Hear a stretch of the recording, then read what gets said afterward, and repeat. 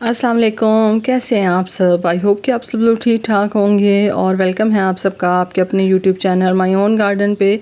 खूबसूरत से trumpet wine के फ्लावर्स के साथ मैंने आज की वीडियो का आगाज़ किया है और ये अपडेट है आप सब बहन भाइयों के लिए कि जिन्होंने मेरे साथ ही ट्रम्पेट वाइन की कटिंग्स लगाई थी, तो माशाल्लाह से देखिए कि अब उसके ऊपर जो है वो फ्लावरिंग भी स्टार्ट हो गई है। तो आपकी जो मेहनत है वो सारी वसूल हो जाती है जब इस तरह से आप कटिंग्स लगाते हैं और उसमें आपको कामयाबी नसीब होती है। तो इस पे सिवाय अल्लाह के शुक्र अदा करने के आप कुछ भी नहीं कर सकते। काफ़ी सारे बहन भाई कहते हैं कि हमारी ट्रम्पेट वाइन के ऊपर फ्लावरिंग नहीं हो रही, तो उनके लिए गुजारिश ये है कि एक अच्छा सा फर्टिलाइज़र उसको दें और इस तरह से जो उनकी कोंपलें होती हैं, जो न्यू शूट्स निकल रही होती हैं, उनकी कटिंग्स लगाएं तो आपके पास भी इन फ्लावर्स की खूबसूरती जो है वो ज़रूर खिलेगी। तो आज की जो वीडियो है वो ट्रम्पेट वाइन के अपडेट के साथ साथ एक और बहुत खूबसूरत फ्लावरिंग प्लांट के कटिंग्स लगाने के ऊपर है। और ये जो प्लांट आप देख रहे हैं ये क्राइसैंथेमम या गुले दाउदी का प्लांट है। और सर्दियों के मौसम में जबकि परमानेंट प्लांट्स, अक्सर जो परमानेंट फ्लावरिंग प्लांट्स होते हैं वो डोरमेंसी में चले जाते हैं, तो जो दो प्लांट्स आप लोगों के साथ बने रहते हैं सर्दियों के मौसम में, उसमें से एक गुलाब है जिसकी खूबसूरत फूल जो है वो आपकी गार्डन को सर्दियों में भी बहुत खूबसूरत जो है वो बना देते हैं। उसके अलावा दूसरा जो प्लांट है वो गुलदाउदी या क्राइसैंथेमम है। क्राइसैंथेमम को आप पूरा साल जब आप अच्छे से उसकी केयर करें, ख़ास तौर पे सर्दियों में उसको आपने अच्छे फ्लावरिंग अगर लेनी है तो आपने बाकी सारा साल उसकी केयर अच्छे से करनी है। उसको गर्मियों में ख़ास तौर पे गर्मी से बचाना है, बरसातों में ख़ास तौर पे उसके जो प्लांट्स हैं वो ख़राब ना हों, उनके अंदर फंगस ना लगे, आपने उस टाइम पे उसको बचाना है। तो काफ़ी तवज्जो तलब जो काम है वो क्राइसैंथेमम या गुलदाउदी को लगाना है। मैं अक्सर वीडियोस में आप लोगों के साथ शेयर करती हूँ कि ये केयर फ्री प्लांट है, लेकिन क्राइसैंथेमम एक ऐसा प्लांट है जो आपकी पूरी तवज्जो लेता है और उसकी ख्वाहिश ये होती है कि जब आप उसको ग्रो करें तो आप उसके ऊपर एक स्पेशल केयर लाजमी करें, अदरवाइज़ उसने खूबसूरत फ्लावर्स जो हैं वो आपके गार्डन में नहीं देने। तो काफ़ी सारे बहन भाई मुझसे रब्ता करते हैं और उनका एक सवाल जो ये होता है कि आपके पास क्राइसैंथेमम या गुलदाउदी के कितने कलर्स मौजूद हैं। तो मेरे पास गुलदाउदी या क्राइसैंथेमम की ज़्यादा वैरायटीज़ नहीं हैं, क्योंकि ये जो प्लांट है ये बहुत ज़्यादा तवज्जो और केयर मांगता है और अगर आप ज़रा सा भी इसकी केयर नहीं करेंगे तो आपके पास इनके प्लांट्स जो हैं वो सर्वाइव नहीं कर पाएंगे। तो इसलिए मैं नहीं चाहती कि मेरे पास से क्राइसैंथेमम जो है वो मायूस लौटें या वो परेशान रहें, इसलिए इक्का दुक्का कलर्स मेरे पास मौजूद हैं और बाकी जो है वो इन्हीं की कटिंग्स जो है मैं आज आप लोगों के साथ लगाना शेयर कर रही हूँ।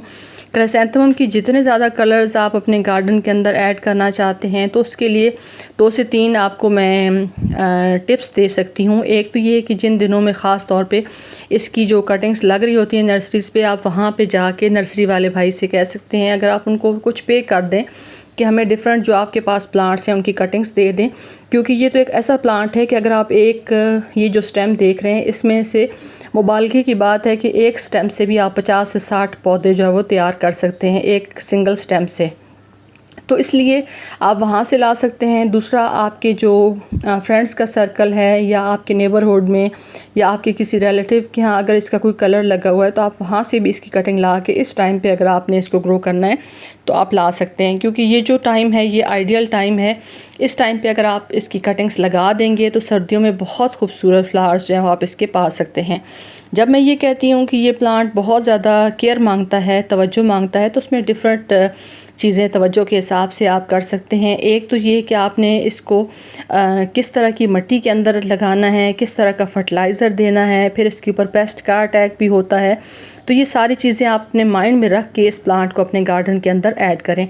अभी जो मैं आप लोगों के साथ शेयर कर रही हूँ, 2 सॉइल मीडिया मैं यूज़ कर रही हूँ। एक तो सैंड यूज़ कर रही हूँ, सैंड सिंपल जो कंस्ट्रक्शन वाली सैंड होती है उसी के अंदर जो है वो आप इसकी कटिंग्स को लगा सकते हैं।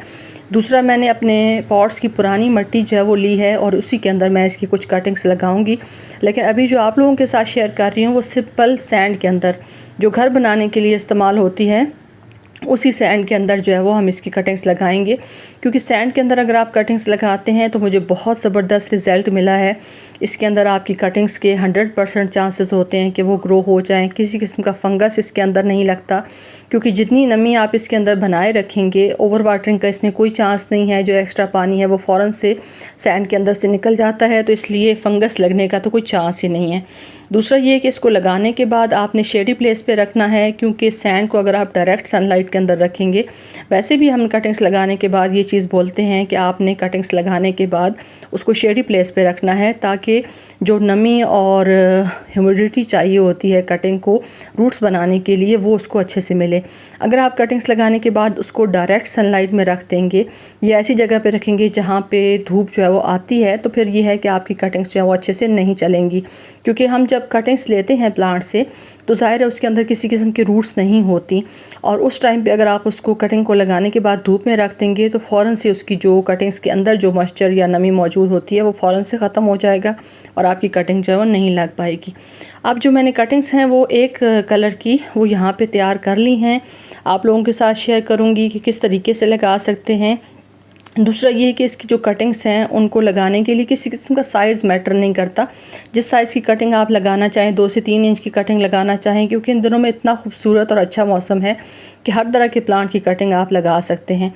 तो इसलिए साइज़ मैटर नहीं करता। आप 3-4 इंच की कटिंग लगाएं, 2 से 3 इंच की लगाएं, 8 से 10 इंच की लगाएं, 100% आपको रिज़ल्ट मिलेगा। सैंड के अंदर टोटली लगा रहे हैं तो नीचे के जो लीफ हैं वो सारे हमने हटा दिए हैं। वो क्यों हटाए हैं? वो इसलिए हटाए हैं कि हमारी जो कटिंग है उसके जो लीफ हैं अगर वो मिट्टी के अंदर या फिर रेत के अंदर रहेंगे तो उनके जो गलने की वजह से हमारी जो कटिंग्स हैं उनके सर्वाइव करने के चांसेस जो हैं वो कम हो जाते हैं। तो इसलिए नोड एरिया जितना भी जहाँ से रूट्स ने अपनी ग्रोथ स्टार्ट करनी है या रूट्स आएंगी उस जगह को आप बिल्कुल क्लियर कर दें। वहाँ पे किसी किस्म का कोई लीफ नहीं होना चाहिए। लीफ सारे मैंने हटा दिए हैं। लीफ को भी ज़ाया ना करें। अगर आपके लीफ के ऊपर किसी किस्म का कोई पेस्ट का अटैक नहीं है तो आप इन लीफ को कंपोस्ट के अंदर भी शामिल कर सकते हैं। लीफ इसके हटाना बहुत आसान है। ये देखिए मैं फिंगर के साथ हल्का सा टच कर रही हूँ और लीफ इसके झड़ रहे हैं, क्योंकि जैसे जैसे इसके पुराने लीफ झड़ेंगे वैसे वैसे इसके न्यू लीफ आएंगे और प्लांट अच्छे से ग्रोथ करेगा। अब सिर्फ कटिंग्स हमने नहीं लगानी। कटिंग्स लगाने के बाद इसकी जो रेत है या सैंड है उसके अंदर हमने नमी का भी ख्याल रखना है कि हर वक्त गीली गीली रेत नहीं रहनी चाहिए और ना ही बहुत ज़्यादा ड्राई रहनी चाहिए। ये मॉइस्चर लेवल आप ख़ुद देखेंगे जब आप गार्डन के अंदर आएंगे तो आपको आइडिया हो जाएगा कि आया जिस मिट्टी के अंदर सैंड के अंदर आपने लगाई हैं कटिंग्स उसको पानी की ज़रूरत है या नहीं है। दूसरा ये है कि जब आपकी कटिंग्स अच्छे से लग जाएं उसके बाद जब आपने इसको रीपॉट करना है तो एक अच्छा वेल ड्रेन सॉइल मीडिया आपने इसको देना है, क्योंकि क्राइसैंथेमम की जब आप प्लांट्स तैयार कर लें उसके बाद अगर आपने उसको अच्छा एक फर्टाइल सॉइल के अंदर नहीं लगाया और उसके अंदर अच्छी सी फर्टिलाइज़र आपने ऐड नहीं किया तो आगे चल के आपके जो प्लांट्स हैं उन्होंने फ्लावरिंग नहीं करनी। दूसरी बात ये कि आपने इसकी जब प्लांट्स आप तैयार कर लें तो इसके साथ आपने हर 10 से 15 दिन के बाद इसके अंदर पिंचिंग करनी है। जितनी ज़्यादा पिंचिंग करेंगी उतना आप ज़्यादा इसकी जो बर्ड्स हैं या स्टेम्स हैं वो पा सकते हैं, क्योंकि अगर आपने एक सिंगल स्टेम लगाई है और उसको इसी तरीके से छोड़ दिया है, उसकी पिंचिंग नहीं की, तो आगे जाके इसकी जो बुशी लुक है वो आप कभी भी अपने गार्डन के अंदर नहीं पा सकते। जितना ज़्यादा स्टेम्स होंगी उतना ज़्यादा इसके ऊपर फ्लावरिंग होगी। और जब हम नर्सरी पे लेके आते हैं प्लांट्स तो बहुत ज़्यादा बुशी होते हैं, क्योंकि उनको इसी तरीके से टेक्निक के साथ तैयार किया जाता है कि एक पूरा जो है वो गुलदस्ता लगे जब आप इसके जो प्लांट्स हैं वो लेके आएँ। तो इसके लिए मेन चीज़ जो है वो पिंचिंग है और अच्छी एक रिच फर्टाइल सॉइल के अंदर आपने इसको लगाना है।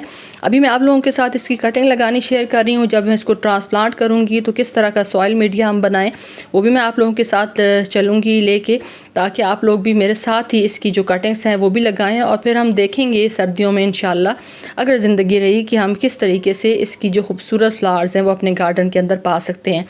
तो आज ये समझें कि आपकी जो है वो नर्सरी क्लास थी और आगे चल के इसके अंदर जो है वो हम मज़ीद जो काम हैं गुलदाउदी के हवाले से वो हम साथ साथ करते रहेंगे। अच्छा, ये एक कलर के जो है वो मैंने 2 पॉट तैयार किए हैं और साथ साथ अगर आप देखिए तो 2 डिस्पोजेबल ग्लासेस जो है वो दूसरे पड़े हुए हैं साथ, उसके अंदर मैंने इसकी जो है वो दूसरे कलर के लगाए थे ताकि किसी किस्म की कोई कन्फ्यूजन ना हो और मुझे पता हो कि ये 2 जो पॉट्स हैं ये एक कलर के हैं और ये दूसरे 2 डिस्पोजेबल ग्लासेस हैं वो एक कलर के हैं। क्योंकि मेरे पास मैंने आप लोगों के साथ शेयर किया है 2 से 3 कलर ही हैं, ज़्यादा मेरे पास क्राइसैंथेमम की वैरायटीज़ नहीं है। तो इसलिए मैं चाहती हूँ कि जो भी है अगर 2 कलर्स भी हैं या आपके पास एक कलर भी है तो आपको इस तरीके से उसको ग्रो करना है कि आपके गार्डन में उसके एक कलर की भी धूम मच जाए। क्राइसैंथेमम के ऊपर पेस्ट का बहुत ज़्यादा अटैक होता है, तो आप अभी से जो है वो डिफरेंट पेस्टिसाइड जो है वो इस्तेमाल कर सकते हैं अपने गार्डन के अंदर, जो कि इसकी आगे चल के ग्रोथ के साथ साथ इसके ऊपर किसी किस्म का कोई अटैक ना हो पेस्ट का। तो उसके लिए डिफरेंट जो पेस्टिसाइड होते हैं, मैं ज़्यादातर यूज़ करती हूँ नीम ऑयल का।